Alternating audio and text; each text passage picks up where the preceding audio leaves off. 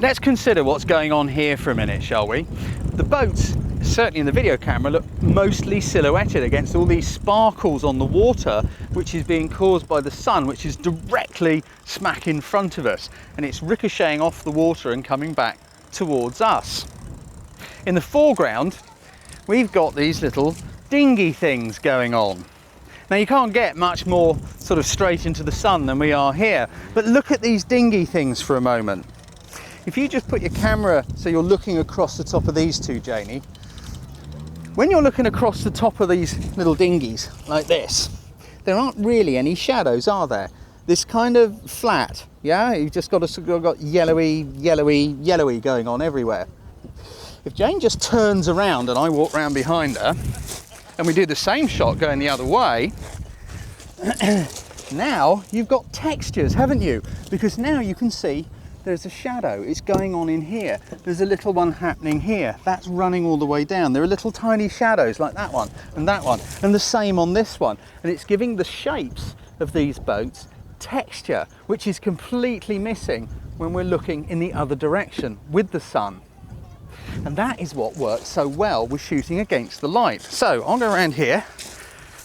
Let's take the picture. I'm just going to lower myself down a little so that I've got these little dinghy board things, I don't know what they're called, I'm not very nautical, am I? In the foreground, we've got the light on the water, we've got the blue sky, we're just going to squeeze that shot off. That looks absolutely splendid. Lovely. And the backlight, the shooting against the light, is putting that highlight on the water. It's giving all those textures and shapes. If we did this in the morning when the sun was coming the opposite way, all those shadows would be missing, just like you saw a moment ago. So let's have a go at taking a picture of a thing, shall we? We've done landscapes. Let's go find a thing. Yeah, what a beautiful thing she is too. Yeah. It's lovely, mate. Yeah, thanks. Doesn't answer back like the wife. I'll tell her that in a minute. Thanks for lending it to us. This nice man called Paul's going to let us borrow this beautiful, beautiful Triumph. As you know, I'm a bit of a biker myself, so I love it. We set it up here because although the light isn't directly behind it, the light is right behind where you are. So if you look at where the shadows are going, you can see Janie's shadow, but look, we've got shadows here which are just sort of coming this way. So even though it's not fully backlit, it's still backlit to an extent. And because there's a bit of light sort of coming this way, we're going to get all the little sparkles off the chrome and all that kind of stuff.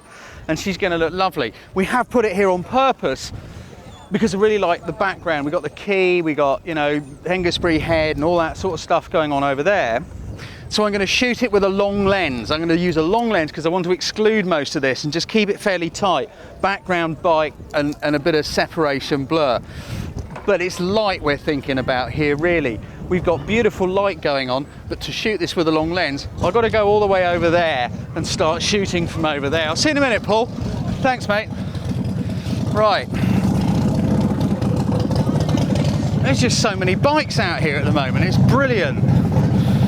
So I've got my lens long at 200mm. Can you hear me all right, Janie, over the Harleys? Just about, yeah. All right, I got a nod.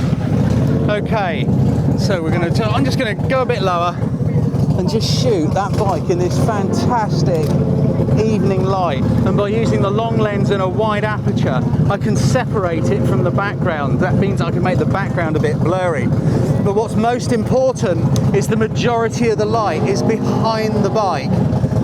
And it brings up all those little sparkles and stuff like that.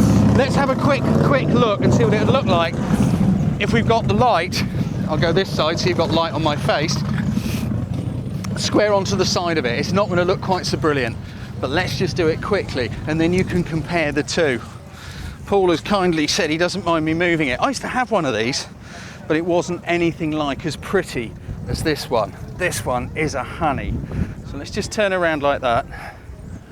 So we've now got the light straight onto the side, and I'll just take a shot going the other way. I use the same sort of lens, and it'll look nice, but personally I think I'm going to prefer the one with the backlight. Let's just shoot that one. Yeah.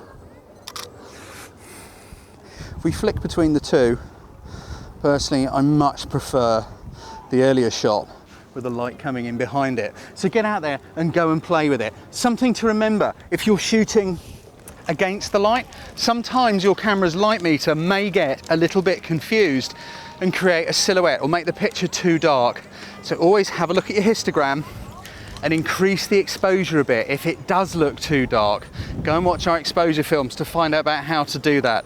All you need to do is just let a little bit more light in so that the backlit thing, person or place that you're photographing has got sufficient light to record nicely on the sensor. I hope you enjoy it, and I'll catch you later.